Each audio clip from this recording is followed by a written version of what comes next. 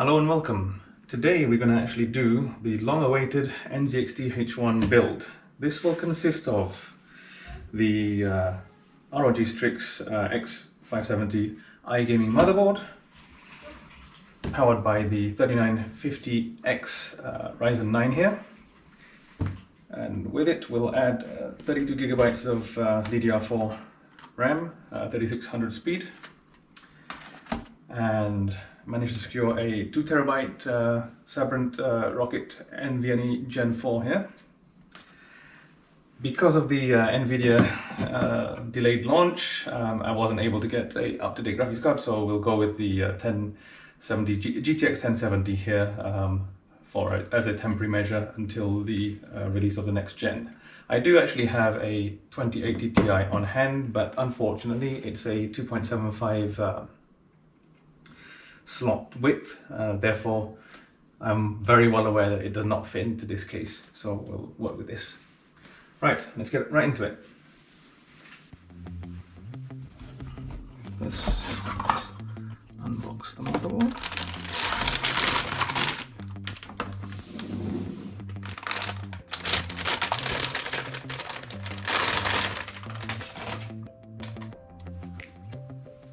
Next, let's take out the CPU.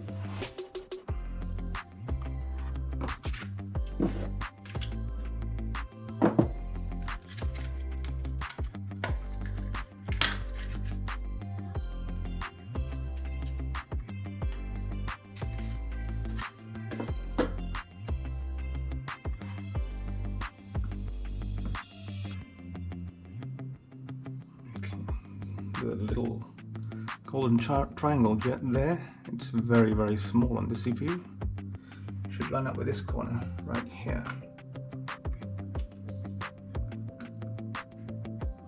CPU should just drop straight in, like so. Press down to make sure it makes good contact. Next, let's take the RAM.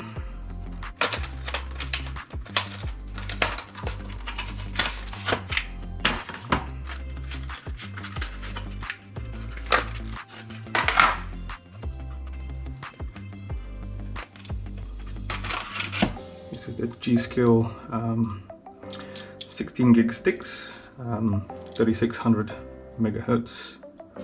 So let's plug those in. Since we've only got 2 slots here and we're filling both, it doesn't really matter which one we connect to.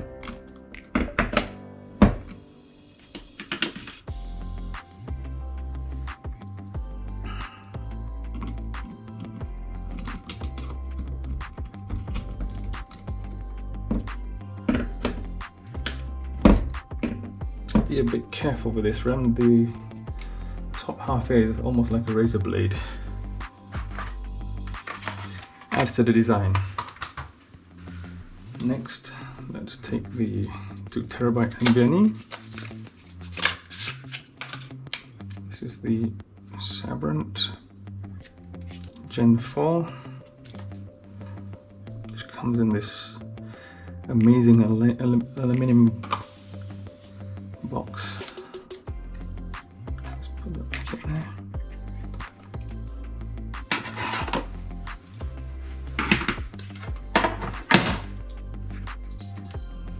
Let's go for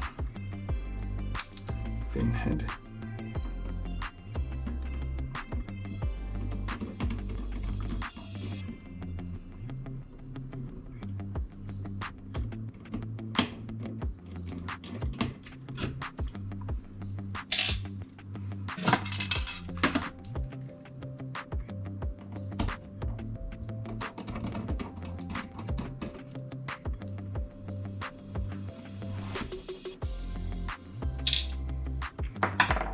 Be extra careful when removing this heatsink because there are pins directly underneath. There's 7 pins there. Okay.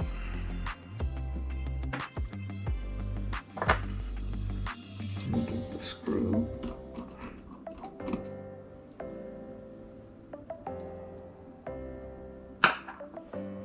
Let's go ahead and mount 2 terabyte NVMe.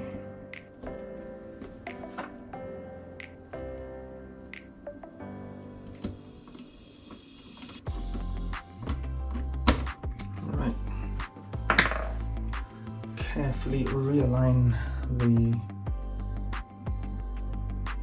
pins before putting it back on.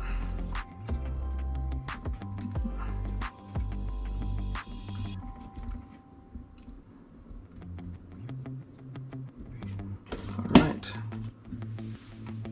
I believe that is it.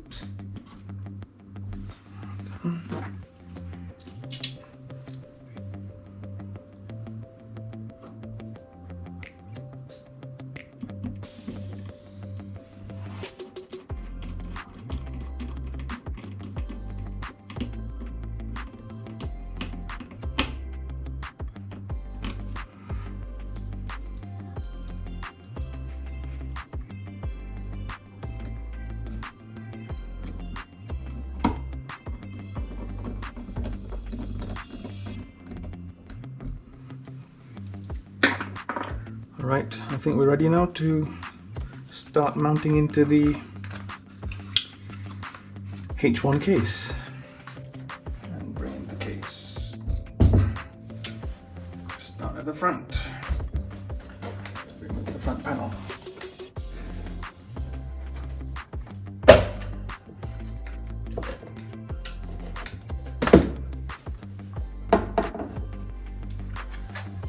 Remove the rear panel.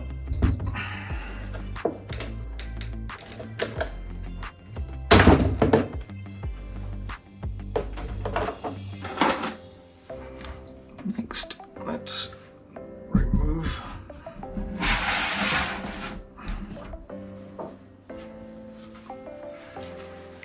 the cover. Now, let's get things ready. So,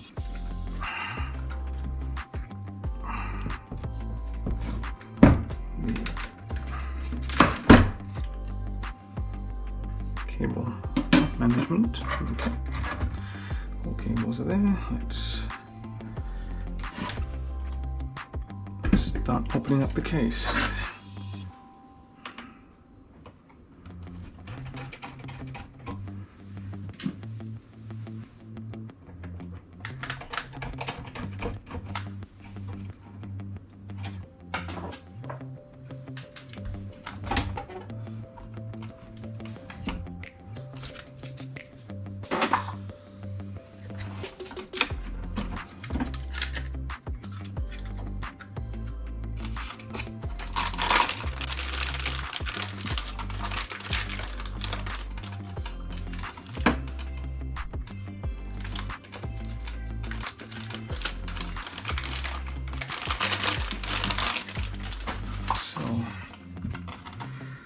USB 3,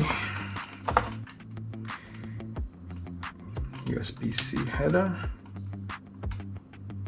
fan header, and a PWM fan header. Okay, looks good. Let's remove the motherboard protector. All right, let's put the back plate in. So that goes this way up.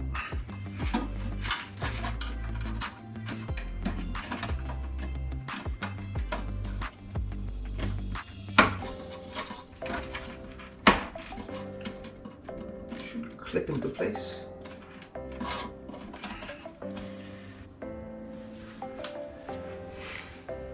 Alright, let's mount the motherboard.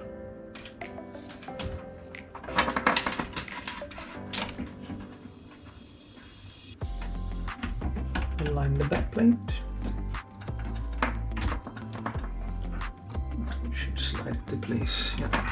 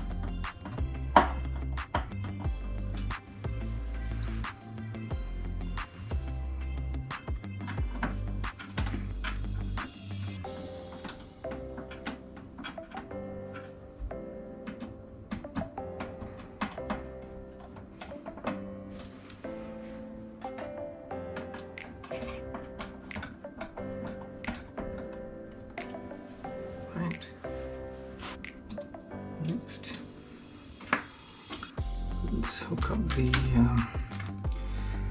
24-pin header.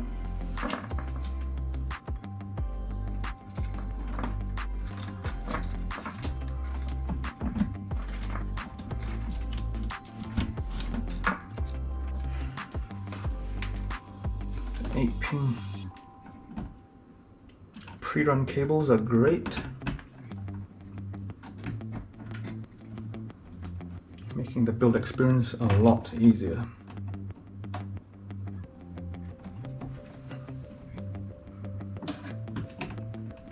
Alright.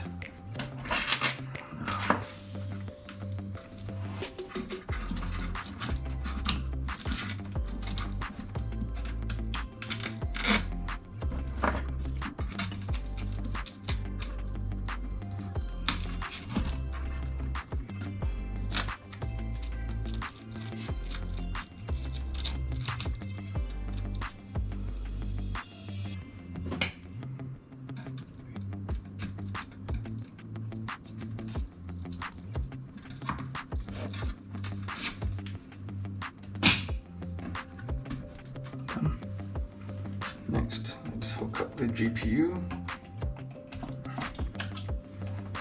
mount, like so.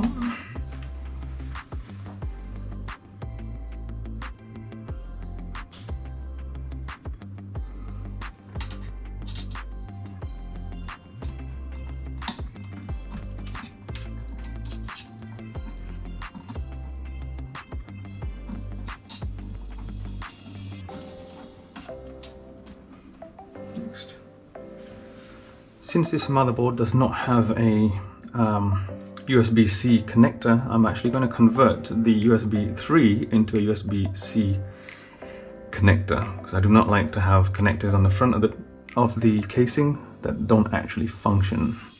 So let's do that.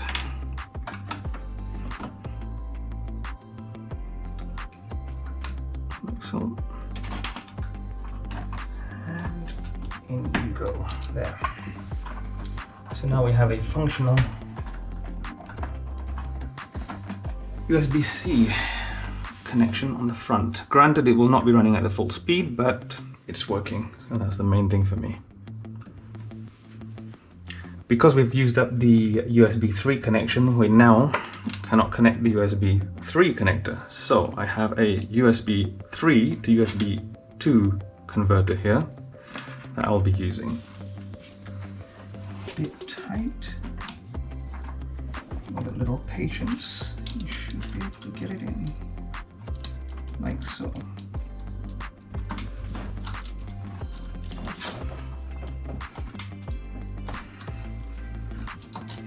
Now, let's run this behind so that we can still cable manage this. And USB 3 to USB 2 converted.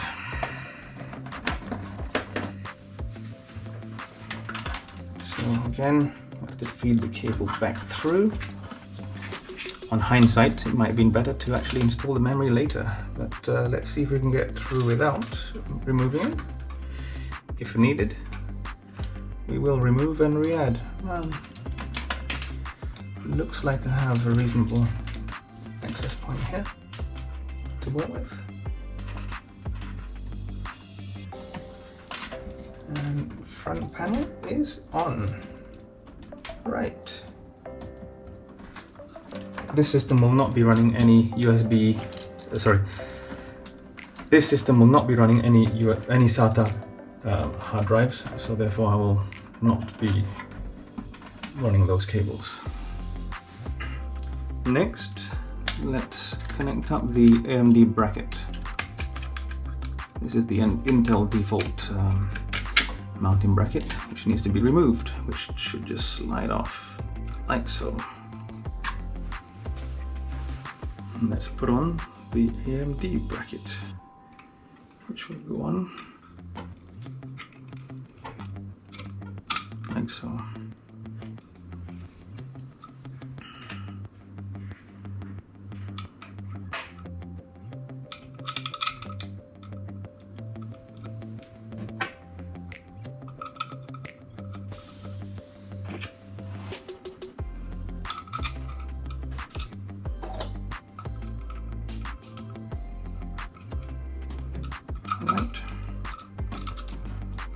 let's lower it on like so, and like so, making sure it clips into place. There we go.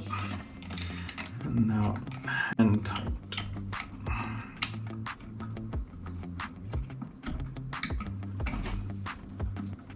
Ah, look at that. No.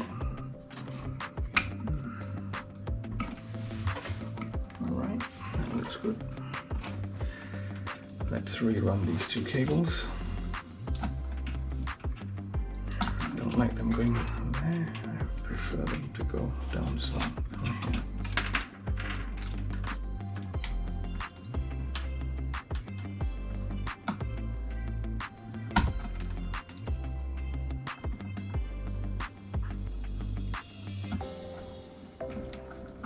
Like so.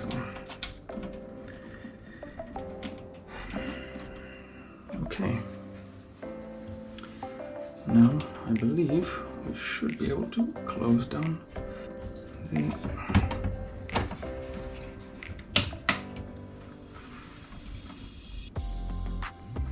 very good. Very good.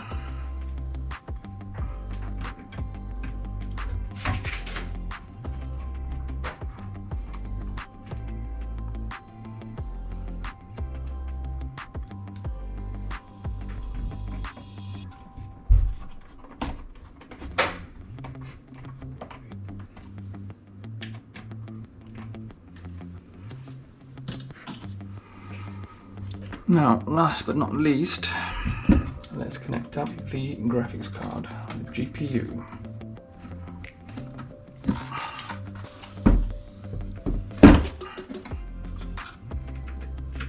Undo the thumb screws, which are rather tight.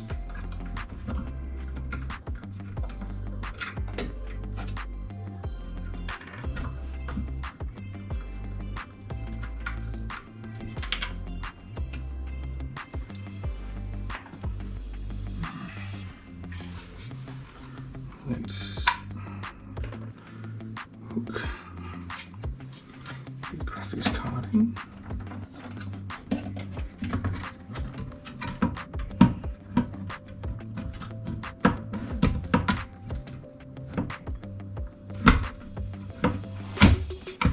There we go. For stability, let's stand it up so that we can drive the screws downwards.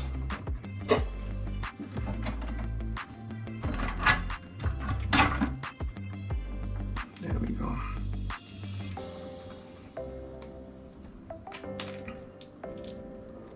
Let's connect the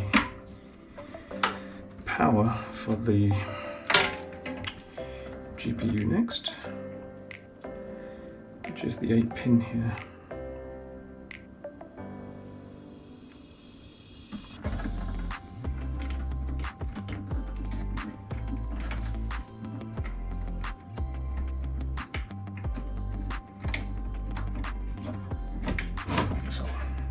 Okay, now let's secure the graphics card into place with the thumb screws.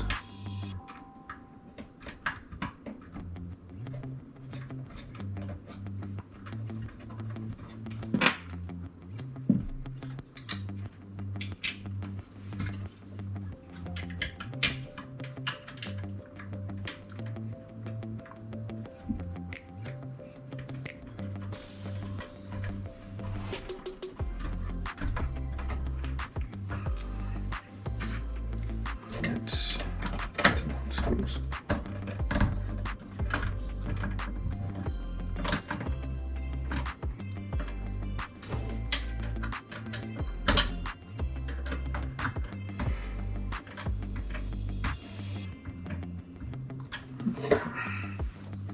Looking good. And there you have it. The NZXT build is complete. Let's do a little. Fortunately, because I'm not using SATA hard drives, I can use that bay to do a little bit of cable management to hide all of this mess.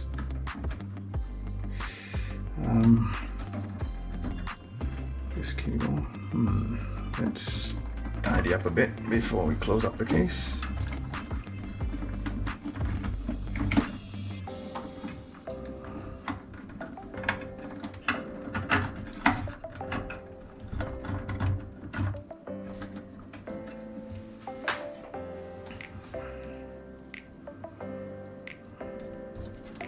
And run that one and that one down into here. Oh, a word of note, they are two 8-pin PCIe power connectors, so you can actually put in a much beefier card than the one I'm using.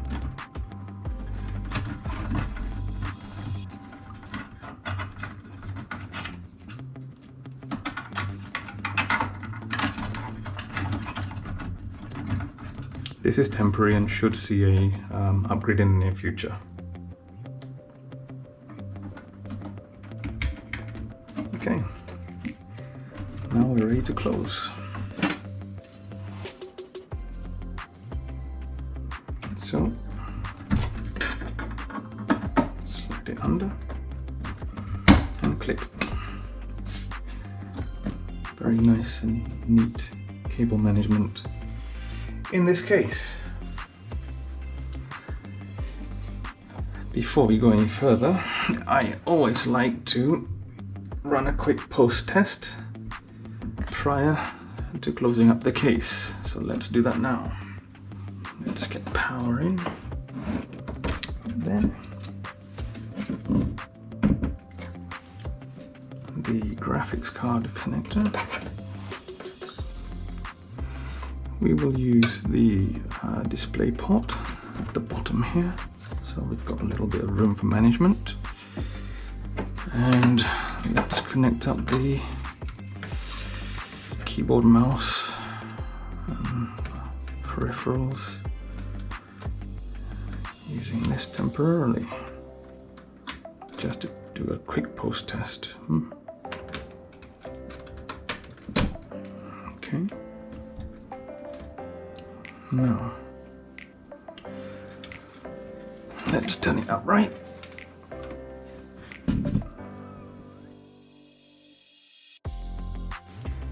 And now, let's try and do a quick post test.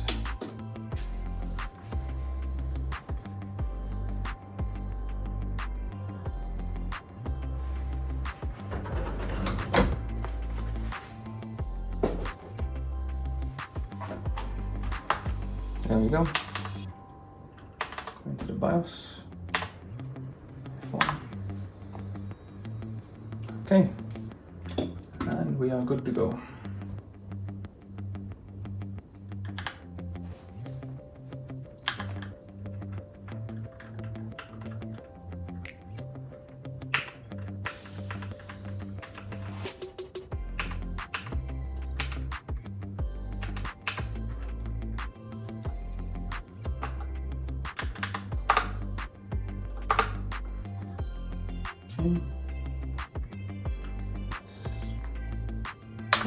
F10. Got XMP or DOCP enabled. And let's try and boot.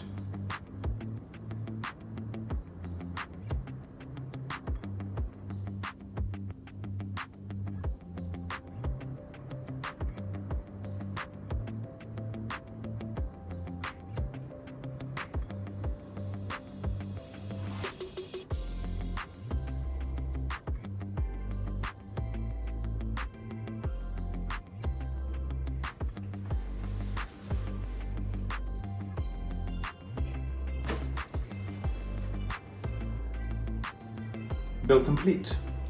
Now let's close the case.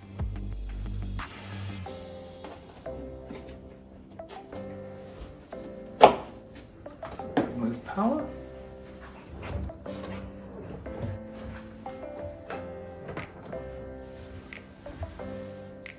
And now let's close the case.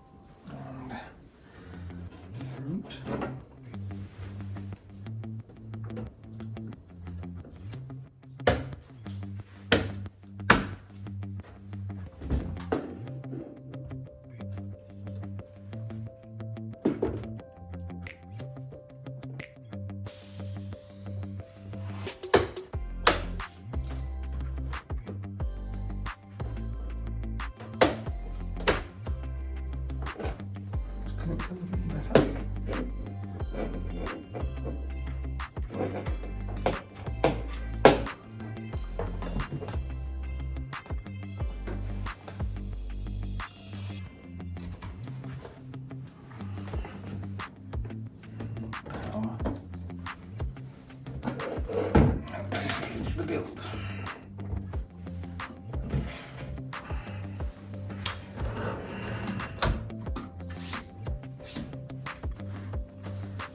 Let's power them, check everything's all good.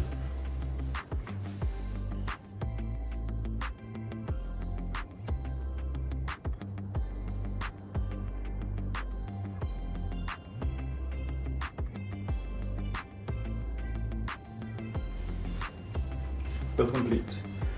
Now we will do the peel.